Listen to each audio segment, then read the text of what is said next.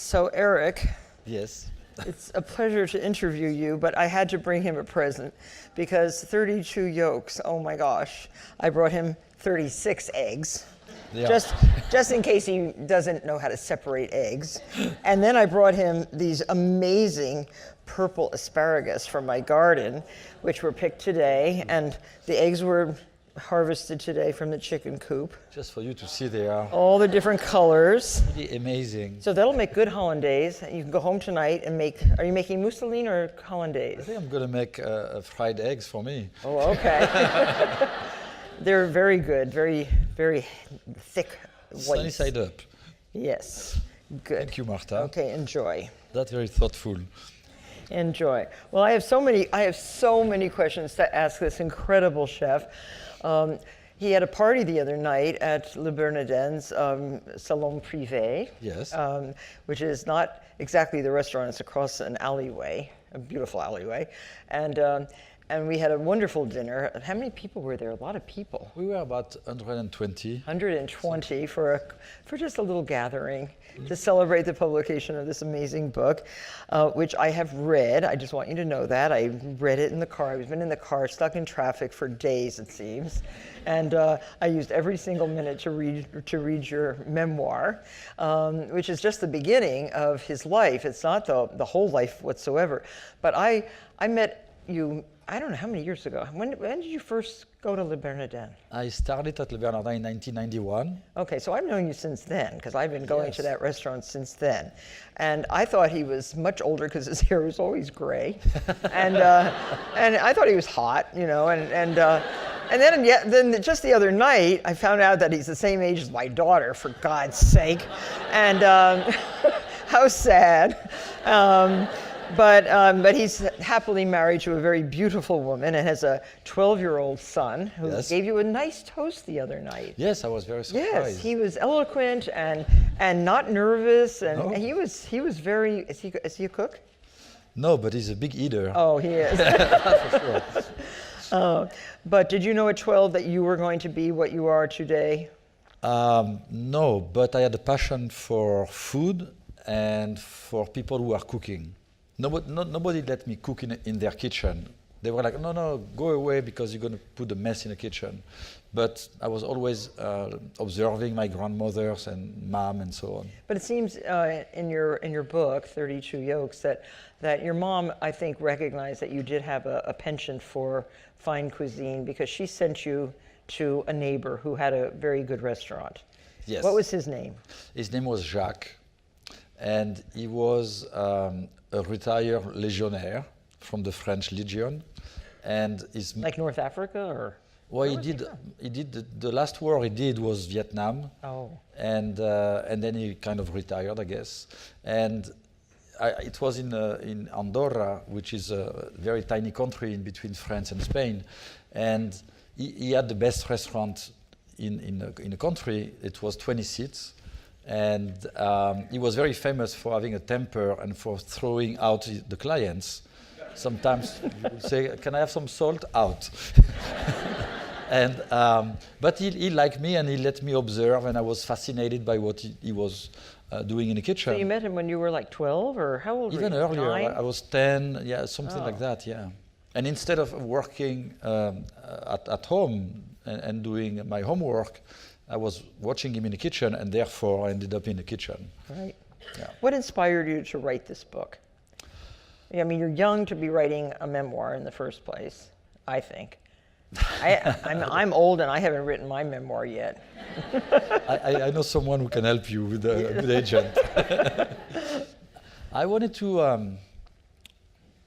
have like an inspirational legacy, and I thought after 50 you can do that. You have accumulated enough wisdom, at least in my industry, and that was the idea of leaving this memoir behind. Well, your childhood was not an easy one, according to your book, which is truthful, right? Yeah, oh, of course. Right. I didn't make it up. But it's it's incredible. Reading the book, he has like an impeccable memory. Yes. You do. You have an amazing memory for things that happened to you at 9, 10, 11, 12. Many children could not remember those things. I was But- very surprised. But you did remember an awful lot, a lot of Yes. detail. Even from age 3.5, 4, I have those very vivid memories. Not for everything, but for some moments. Yeah, specific moments. And because this memoir is a little bit controversial at times, I wanted to make sure that I was going into the details and nobody could come at me and say it's not true, because it is. But your mom's still alive. Yes, of Has course. she read the book? She read the book. What'd she think? The beginning, she was kind of like not too happy. And now she's, actually today she sent me a picture, sent me a kiss. So She she's did. happy. Oh, that's nice. Was it difficult to write about the divorces, the father's affairs, was it difficult to write about that, or? When I was working with Veronica Chambers, who co-wrote the book with me, and we went through the process, and I was so much into the details and going step by step that it was not emotionally painful. But then when I saw the book and I said, I have to read it in one shot to make sure that everything is perfect. And it was like coming out of a very intense therapy session. I bet, because it is like that, really. When you read it, it seems Yeah. like a young man coming of age, going through year by year, and I must say, it doesn't seem to me such a horrible existence. You had a kind of a good life. I always Right? thought so. It's why I Yeah. didn't want to write a memoir. Right, it's good, but Yeah. but it has the ups and downs of a normal kid.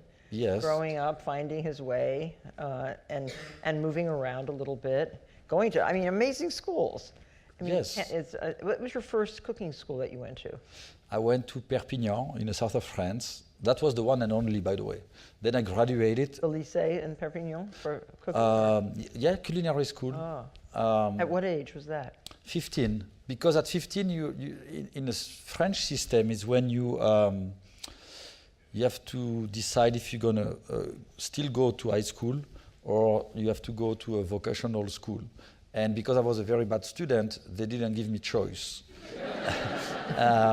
And therefore, I was delighted to say, hey, I want to go to culinary school. And your mom, of course, was such an influence. She was a good cook. My mom was an excellent cook. What was your favorite thing that she ever made for you? So she made every day an apple tart for me. And I will eat every afternoon after school the entire apple tart. Is this the one with the thin crust that we had the other night? That was the one from my grandmother. Oh, that's your grandmother. But I was eating the same. So thing. hers is more like a tarte tatin, your mother's? Yes, my mother was more like a We tart had that tatin. the other night. It was so good. Oh, so that's hers, very caramelized apples. Yes. And so every day, all year? Every day. Well, my mom was actually, she was a successful businesswoman. What was your business? She was in the fashion industry and she was working with Courrèges, who was a famous designer in that era. Twiggy and Courrèges. Yeah. Remember? Yes. Yeah. So. Do you remember Twiggy? She wore those little tiny short geometric dresses. Uh-huh. Oh, I loved it. Yeah, I remember that too. But she was very involved with her business. However, she will take the time to make an amazing breakfast for us. And then lunch and dinner, it was a different tablecloth, different china, appetizer, main course, cheese, dessert, candles, flowers. I mean, Wow, à la Marta. Yes. Ask my daughter how many candles she had.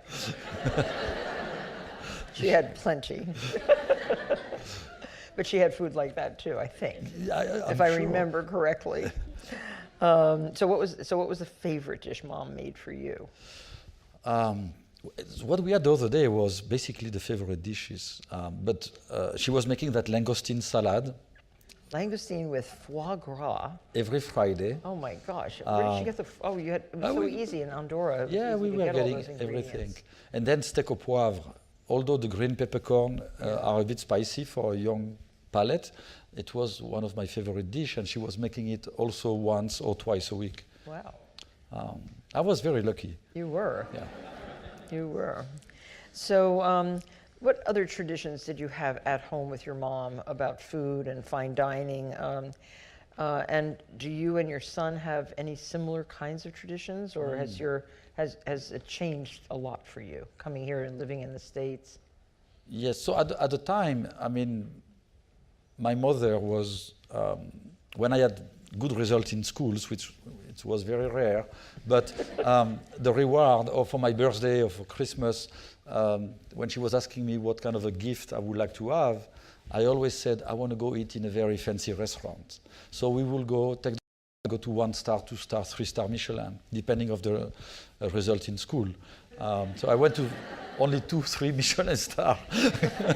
Which at ones? the time. Do you remember? Michel Guérard. Oh, of course. And Paul Bocuse. Oh, how lucky. Yes. Wasn't Paul Bocuse an amazing experience? Of course. In Lyon? Yes. Describe the dining room, because I remember it. I only have eaten there, I think, twice. But I went on a honeymoon to France, and we ate there, and I couldn't believe it. I mean, it was my first visit. It's very eclectic. Oh, extraordinary. So you Yes. describe what Paul Bocuse's restaurant was like to you. Well, to me, it was like going to a circus, actually, because it's very whimsical, and I was looking at the decor, and it's very unusual for a 3-star. However, it was very classical at the table, and the service was very classical as well, very formal. And I liked the service as much as I like that strange decor, and he had an organ where they play music, and because I was a kid, they played music on organ and so on. What about the service of the sorbets? Do you remember that?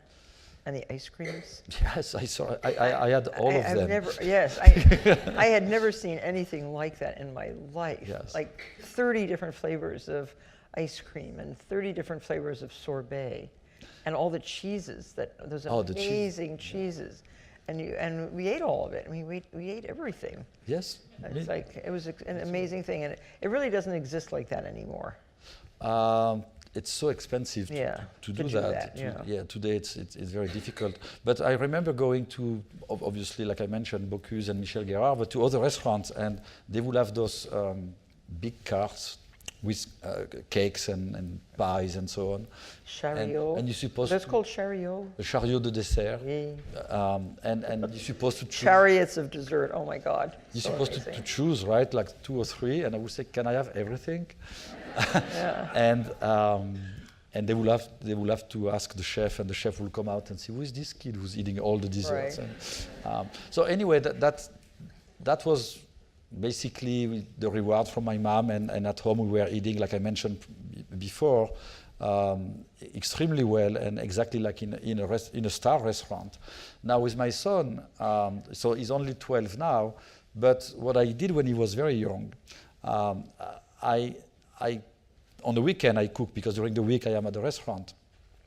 I said, we're going to open a restaurant every weekend, and you're going to be the maître d', and I'll be the chef, and we have to find something for mom. So she always ended up, unfortunately, and it's not feminist what I'm going to say here. The dishwasher? But she was the dishwasher. But so he will be in charge of deciding which restaurant we are: Chinese, Japanese, French, Italian, anything he wanted. He will have to create the menus and write the menu, and I will do the dishes, cook the dishes, and then he will be in charge of setting up the table, and then bringing the food to the table. How many years did that last? No, we did that until age 10. Oh, that's and then great. he said, I'm done now. Let's. I'm not the maître d' anymore. So you don't know if he wants to go in the kitchen? He wants to be a chef, but he just wants to eat. He doesn't want to cook. So I don't know how it's going to work. We'll see. We'll see. When did you think that you wanted to be a chef? I mean, you expressed your great interest in food and eating, but when did you think, I want to do this? I wanted to cook for a very young age, like I mentioned before. Nobody let me cook because they were afraid of the mess. But at 14, I was starting to cook for myself when I was alone in a house, when my mother was going to Paris to buy the collections and so on. And soon as I had the opportunity to say I want to do culinary school, suddenly I was cooking. And I was delighted to cook, although the program in culinary school didn't excite me so much because we were starting with very classical recipe, the basics, kind of like boring recipes that you need to learn. And chopping and chopping and sauces. chopping is never exciting when you cut your fingers on the beginning and things like that. But you know, the sauce was like sauce bechamel, and I wanted to do a truffle sauce like sauce Périgord, and because you had tasted them. I had been exposed to that before. So the culinary school was not too exciting, but I was happy to cook, and I was learning the craftsmanship. It was for me.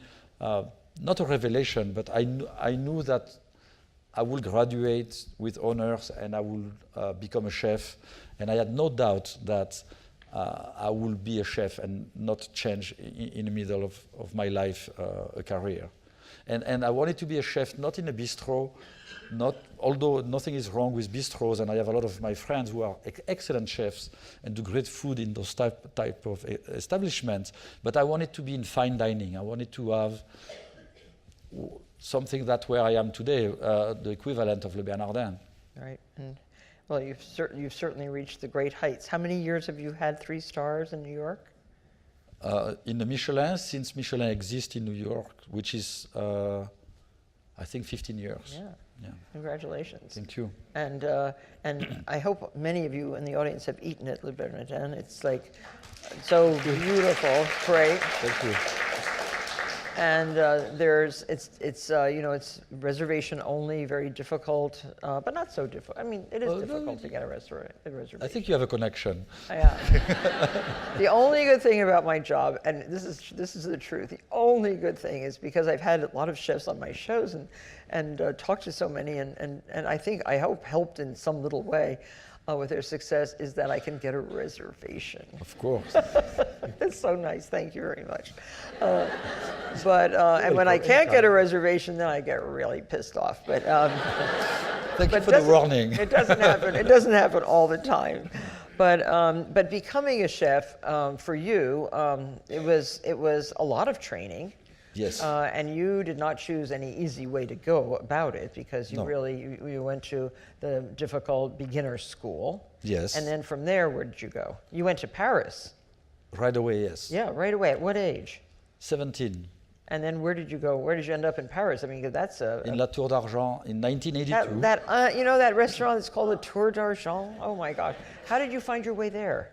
So when I graduated, I took the Michelin guide. It was only 18 Michelin 3 stars in France.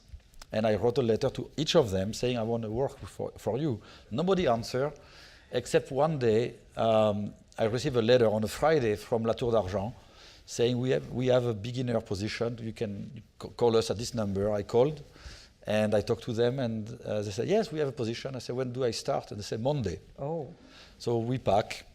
I took off the plane and I went to Paris by myself. And you didn't take the train? I could have, but flying was much faster. From Andorra? Is this from? Where is this from? Well, we had to go to Toulouse and then fly. Okay. So, but I was in Paris. I started in La Tour d'Argent. It was really, really tough because when you graduate from culinary school, or I believe any school, you believe that you have it. You study, you are a good student, you graduated, you are able, you're going to be very capable, you're going to be very helpful. And it was a very rude awakening because I realized that I knew nothing, basically, right. At least at the level of a 3-star Michelin. And I was extremely challenged. Who was the chef there then? It was Dominique Boucher. He was very young, and he was considered the savior of La Tour d'Argent, which was celebrating its 400 years anniversary on that year. 400. Yes, and he brought a lot of influence from Nouvelle Cuisine at the time, because La Tour d'Argent was very traditional. And he put me in a fish station, which was a good idea because it helped me after when I went to the Bernardin. But after 30 seconds, I cut my finger, and I went to ask for a Band-Aid. And after that, the chef was kind of looking at me strangely and was like, okay, go get me some chervil. And I asked, what is chervil? Because it's expensive. Culinary schools don't use that kind of herb. So then he was very suspicious. And then he said to me, make me an Hollandaise with 32 yolks. Yeah. I'm glad we don't have the pot. You will make me whisk the... I would love to see that. But why 32 yolks? Because it was the quantity that the restaurant they needed for the restaurant. needed. Because one of the dish that was very popular was the quenelle, the brochet, a pike quenelle, and the glaçage on top was a mix of Hollandaise and whipped cream. So it was 32 yolks. The stove was made of cast iron, and it was red. It was so hot. And 32 yolks, when you have to whisk and make a sabayon, which is basically like as light as a cloud, it requires time, about 30 minutes of whisking the egg yolks, and you have to have the muscles to do it. And I was skinny like a string bean, with no muscles at all. Wow. And I basically did some beautiful scrambled eggs very quickly. And it took me weeks and months to be able to do that beautiful sabayon, and it's why I call the book 32 Yolks, because it's the moment where from believing that I am a cook, suddenly I am a cook. Kind of. I read the when you were trying to move a giant pot, 80 quart pot or something from the stove. Yeah. And you're this little skinny guy. When did you put on weight and get muscles and stuff? Well, because I didn't have time to eat. I was always behind. But when you moved that, you really burned yourself badly. Yeah, very badly. It was a huge pot of lobster cooking to make a lobster bisque, and a copper pot, those gigantic ones. And instead of asking for help, I tried to do it on my own. I don't know why, I made a mistake. But the pot fell on me.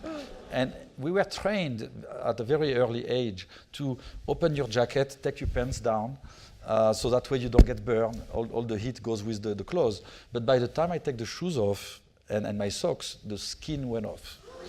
Wow. I know. And you went to the hospital and had to... Well, so the reaction of the sous chefs and the cooks was kind of a surprise for me, because instead of feeling bad for me, they were yelling at me for spoiling the lobster stock. They should. I mean, they thank you, Martha. But they wrapped my foot into a towel, and I walk in Saint-Germain-des-Prés to a doctor close by, and I was off for a couple of weeks. Wow. And they took you back. And they didn't fire me. Yeah. Well, that's good. Yeah. So you stayed at Tour d'Argent for how long? I stayed in La Tour d'Argent. I did all the stations because we were a few months in one station, and then we were moving to the next and the next and the next. And except for pastry, because in pastry I was immediately fired from the pastry department for eating maybe 30 cookies petit four for the night. So I was back upstairs roasting ducks and for a long time. And a year and a half in La Tour d'Argent, yes. So I learned a lot of different things, of course. Well, it must be extraordinary. I mean, Yes. I mean, it's just to know the secrets of a great chef and a great restaurant is quite enticing too. Yes. And it was certainly a great background for you. Yes. And then you went. How did you find your way to Joël Robuchon, to Jamin? After 1 year and a half, I was starting to be bored. Not bored, but I wanted to change. And the chef, Dominique Boucher, heard that I was looking for a job, and he called me in his office and he said, "You're gonna listen to me, and you will go when I will tell you to go." You would know when you were ready? Is that what he meant? Yes, it's what he meant. And 3 months later, he said to me, "You have an appointment with Monsieur Robuchon, and you're going to go, and you're going to do an interview, and he will tell you when you're starting with him." And a month after the interview, I was starting at Jamin, which was legendary at the time in Paris. Oh, yes. I ate there. Yeah, that was I ate at amazing. George. I ate at all those places. I remember traveling around with my husband, and finally one night he said, "I can't eat any more stars." and so I ended up going by myself. Really? Yeah. And in those days, actually, it wasn't so inappropriate. There were other people, single people, sitting at tables eating 3 stars. I don't think it's inappropriate to be by No. yourself and enjoy it. No, and it was actually kind of fun because then you get to talk to the other single people who are sitting around. Yes. And enjoying that amazing food, but it's not so good really because you don't have another plate to eat off. You know, That's it's true. nice to have 2 entrees and then be able to taste more. Difficult to have 2 bottles of wine too. Oh yes, very hard, very hard. But Jambon was just an amazing restaurant. So Absolutely. so maybe you were there when I was there eating. You might have been in the kitchen working away. I was in What year was that? 83 to 84. Then I did my military duties. Ah, and what did you actually go to war? Was there No. any war or any It active, was some wars. active? So military duties were mandatory in France at the time. And I was called, and I was actually kind of happy to leave Robuchon after 1 year because the discipline was so strong and it was so difficult to work in his kitchen. I thought the militaries would be kind of a vacation. Was it? And they were actually. Really? Yeah, I mean, I was specialized in. How long was a day at Robuchon? What time did you have to go there in the morning? We will start around 6, 7. Yeah. Then we will have half hour on afternoon, an hour sometimes, and then we will finish around 1 o'clock. So we had 5 hours to go home and come back, and sleep or do whatever. And did you live nearby? I live about half hour away by subway. Yes. So the militaries, to go back to that for 1 minute, was kind of really a vacation. I enjoyed it, and I was affected in the kitchen of officers, and the food was so bad, Marta, that I'm going to tell you how bad it was. I look at the menu on the first day, and it's calamari sauce Americaine, and I'm like, sauce Americaine is a lobster sauce. I'm like, wow, those guys eat well. Well, the sauce Americaine was bechamel with ketchup and brandy. So I went to see the general, and I told him, I said, look, I don't mind to do my duties, but I cannot cook bad food. I mean, I'm going to be depressed. You're going to have to send me home. And he looked at me and said, I'm going to send you in a commandos. Oh. And at that point, I was laughing because I was so skinny. I was like, in a commandos, I'm going to last 1 day. But I became his waiter. And that was fun. And then Mr. Robuchon called me back the last week of my military duties and offered me a position to be with him in a fish station. And I said to him, you know, can I think about it? And he said, of course you can think about it. You have 1 minute. So I said yes. And I went back from 86 to 88. The fish station. Fish station. Well, you certainly, would you say you really learned the basis for your style of cooking there? Oh, no doubt. Yeah. Yes. It was, yes. I mean, he was at the head of the game. The way he was cooking fish and the way he understood how delicate it's to cook. Did he work with the fishermen too, the way that Yes. Lacoste worked with the fishermen? Absolutely. We were receiving fish directly from Brittany. We were receiving langoustines live. Fantastic. So he had good connections, yes. And so how's your relationship with Robuchon now? Before the memoir, they were pretty good. And lately, it's a bit sensitive. Really? I don't know. I said nice things about him. Yeah, I didn't think you were critical. Too much. Not too much. So why did you choose to end the memoir where you did? I mean, it was like a real abrupt cutoff. The memoir ends at the gate at the airport, and I'm taking the plane to come to the US. And that was not my idea. On the beginning, was Random House, the publisher idea. And they said we should do that because it's informative to know what you became in the US by studying what you have done when you were young. So why don't we stop at the plane and then I said, let me think about it. I thought for 2 years. And then we decided that it was a good idea. And the memoir ends before I come to America. Well, tell everyone at the airport what you bought.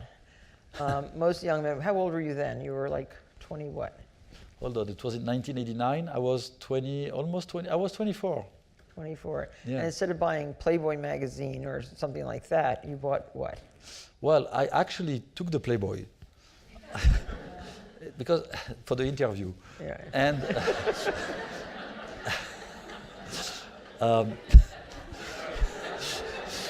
but then I saw a book about Tibet, and I was very attracted by the book, and I had the magazine, and I had the book, and I had enough money only for one. And I ended up finally on the front of the cashier with my Playboy, and something happened in my mind. I said, no, I'm sorry. And I went to get the book. And that was the beginning of interest about Tibet and interest about Buddhism that became so important in my life today. So you are a devout Buddhist now. I am. And, Yes. and do you go to a temple here, or do you? I go to teachings. I have a monk who's my teacher who comes to my house. I have the luck to have a meditation room in my apartment, and I go sometimes to other teachers and some events and so on. When His Holiness is in town, I go to the teachings as well. And now, how would you describe when you describe Robuchon and his very precise and difficult treatment of young chefs in the kitchen? How would you say you differ from that because of Buddhism?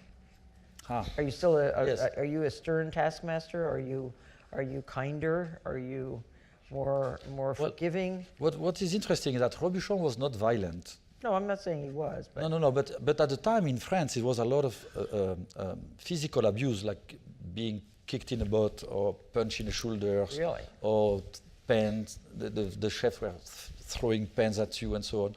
Robuchon was not violent, and he was not a screamer. And a lot of chefs were screaming, like Gordon Ramsay, something like that. he's calmed down. I was just with him on a TV show. I'm glad he's He taking the didn't meds. scream at all. Anyway, that's not Buddhist.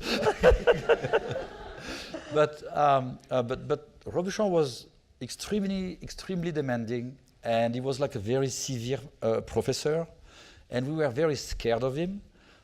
When he was not in the kitchen, because we had so much to do, some of us had the tendency to become aggressive and have bad habits in the kitchen of yelling and mentally torturing our helps and so on.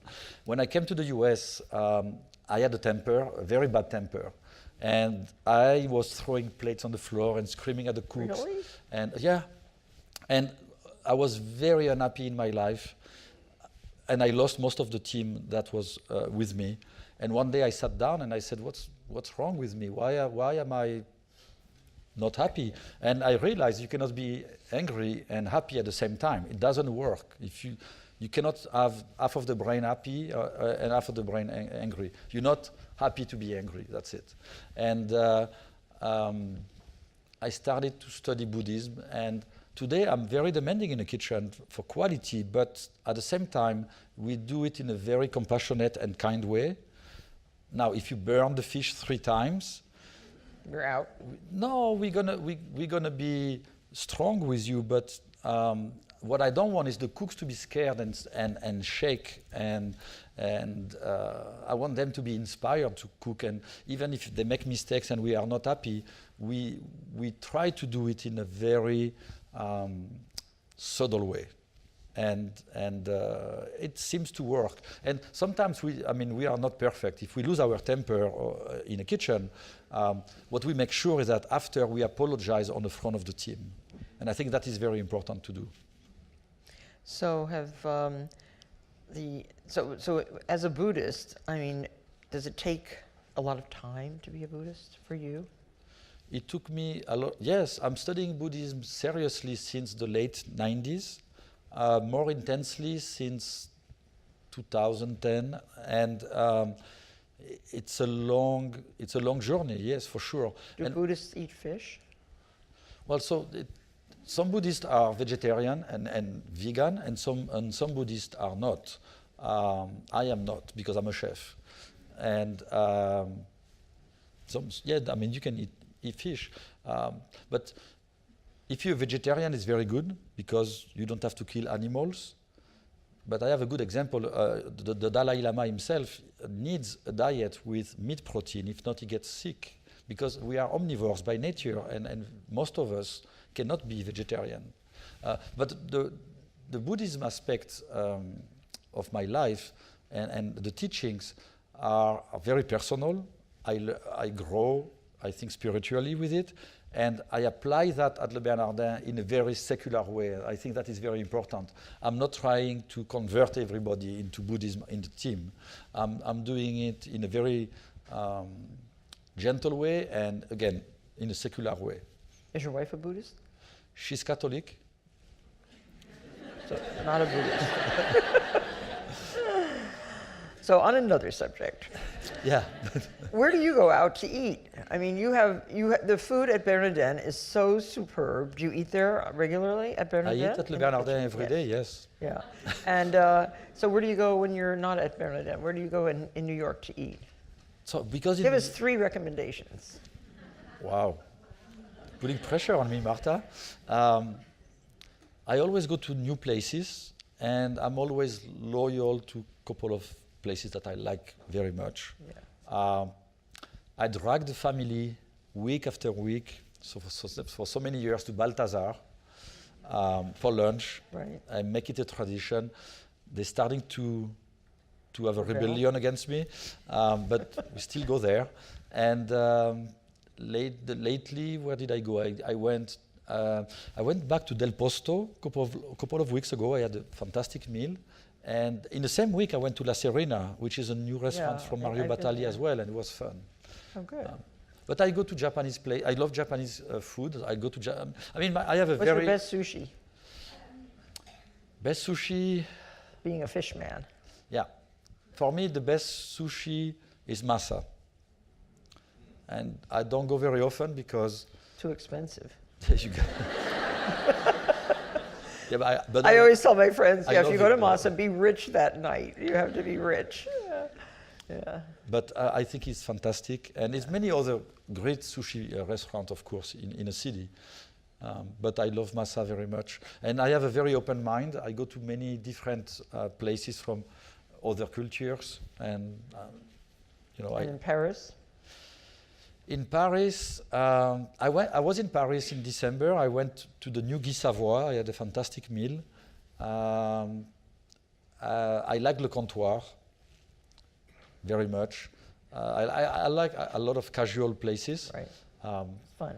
But when you go to the very nice restaurants, it's also a great experience for sure. Thank you. So I have we haven't even touched on Bernardin really, and you getting asked to come and be the chef at Bernardin. Did you work there before you were asked to be the chef? No, I never worked before. Tell the story a little, just quickly about. Sure, I'll be fast.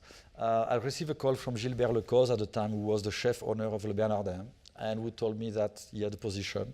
And we met a couple of times, interviewed a couple of times, and then I went to Spain in vacation. And I told him that before I will start to Le Bernardin, I will go in vacation, and then I will be fresh to start. And he asked me if he could follow me, which was very unusual. We went in vacation together, my future boss and myself, and we had a blast. I was on my best behavior, and then I came back and I started at Le Bernardin in 1991 on June 11 at 7:40 a.m.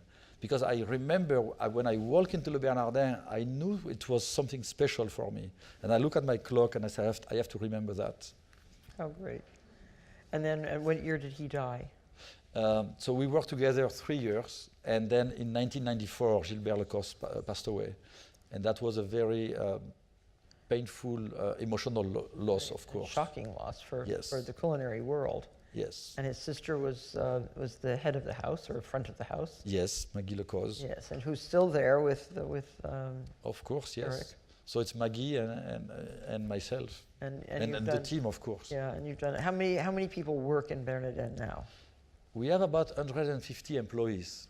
And how many diners do you serve a night Um, in the restaurant? yes, in a restaurant, about 160, 180, something like that. So it's like one person per guest, really. Sort of. When you think about it, yes. Yeah. I mean, it's And then lunch too. lunch we do a bit less because the night is a long night. We start at 5:30. We are in a theater district, and we are open until 11. So it's a very long rotation of clientele. But the beautiful thing about Bernardin is they have never gotten stodgy in any way. You recently redid the decoration of the Yes. whole restaurant, and it is so beautiful. Thank you. And the menu changes so subtly and beautifully all the Thank you. time.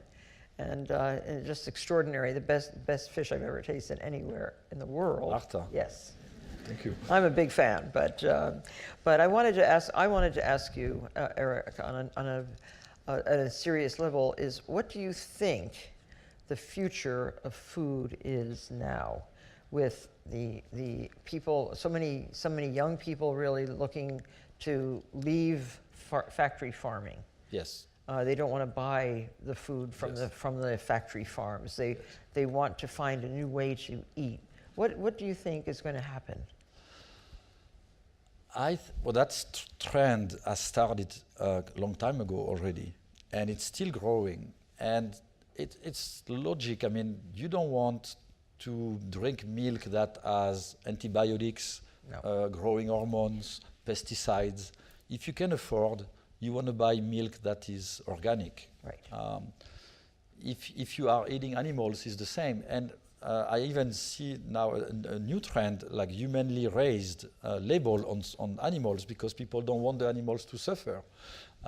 So I see that trend growing, and I think it's going to be more and more of going back to the basics of growing and cultivating and in the proper way, and raising animals the proper way. Do you have a garden? No. I live in a city, and Okay, so you don't. I have a balcony, but nothing on it. No. But I think that's going to grow. But it means that everyone has to be willing to spend more money on the food. Right. And I find in America the food is very inexpensive compared to other countries when you look at the salaries and The raw ingredients. yes. So I think that's gonna be definitely the future, and it's becoming bigger and bigger. At the same time, people who have low income have no choice than to eat food that is supermarket ingredients. yes, and it's not too good, but everybody has a conscience. It looks like it's a collective awakening, and we are like, oh my God, we went so far. Now we are polluting the planet. We are poisoning ourselves with food that is processed and so on. And it looks like we really taking the right direction. I just come back from China, and even in China, in the middle class, which they really want to know where the product is coming from. They really want to eat good food. They don't want to have processed food over there. Well, they're very worried about the chemicals that are found in their foods. Absolutely. And And they should be worried as much as we should be worried. Raised. Yes, of course. And the world has many people, and we're trying to figure out the best way to grow the food for all those people. Yep. We have a lot of questions from the audience. Here's one. Do you think cooking is an art, a science, or simply a talent? Cooking is an art, for sure, because cooking requires obviously skills, but you can be creative, and you must be creative. If not, it's just craftsmanship. But cooking at a high level is definitely art. And to create beautiful art, you have to have the talent, and you have to have the right training, of course. Can you tell us one simple recipe that would enable us to cook a piece of fish beautifully. Like, let's just take a fillet of salmon. How should we cook a fillet of salmon so we would be happy eating it? So first of all, I think one of the most important thing in cooking is the sourcing. Right. You have to have fresh ingredients, good quality ingredients. If they are mediocre on the beginning, you can imagine at the end what you're going to get. So salmon has to be very fresh. Let's say it's Alaska line-caught king salmon. Sure. That nice dark red salmon. It's in the market right now. Yes, it's season. It's yes. expensive. Yes, so Yes, therefore you really don't want to sabotage your dish. So how do we take that beautiful piece of salmon home and make it Bernardin style? So you salt and pepper on both sides, and then What kind of salt? fine sea salt, Okay. or the salt that you like. But I like fine sea salt because I'm trained on it for a long time on it, Yes. and I can be very precise with it. And then what I do is that I put a little bit of water, just a tiny bit. I mean, what is that? 1/16 of an inch. A 16 of an inch of water in a pan. Oh, okay. And I put the salmon in it, and I let Skin side down if there's skin? no or- skin. No skin. No skin Okay. and no blood. Okay. And then I let the salmon cook very slowly, unilateral, like that. The heat coming from the bottom and going up is a Scandinavian technique. And the top of the salmon will be looking like it's raw, and the salmon should be warm, so it's not raw. It's basically very rare, and that is the way I think salmon should be eaten. If you cook your salmon well done, it's like eating cardboard. It has no flavor. It's dry.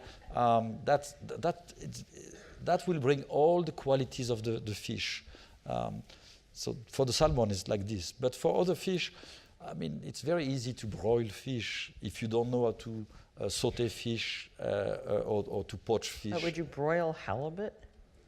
I wouldn't, but if you don't know how to cook fish, I think it's the easiest way to do it is to basically broach the halibut with some olive oil or melted butter, salt, pepper again, keep it simple, and broil it. And for few minutes, and then what we do at Le Bernardin, we have metal skewers.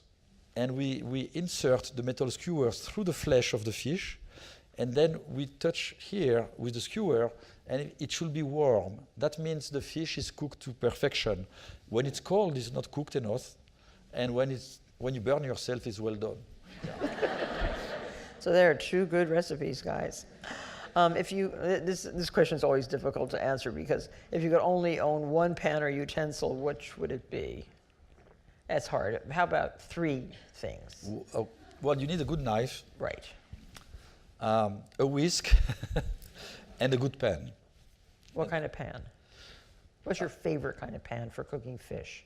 For cooking fish, Yeah, cast iron pans. cast iron. Yeah, and it's a Not enamel cast iron, cast iron. cast iron. It's a bit high maintenance because after every service or after each time at home, each time you use it, then you have to clean, make it very hot, and then put some rock salt and scrub the pan, and you never clean the pan. You keep it like that. Right.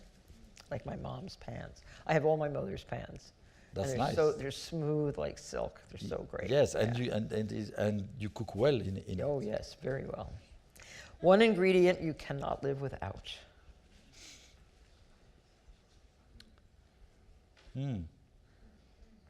That's a difficult one, huh? Yeah. Chocolate. Dark chocolate. Not for the cooking, but for the pleasure. No, I think it will be salt, because salt has a quality of extracting flavors. Without salt in food, it's very difficult to make your food tasty. It's kind of bland and boring, and I think salt is the magic ingredient that takes away all the qualities Which of the brand is product. your sea salt?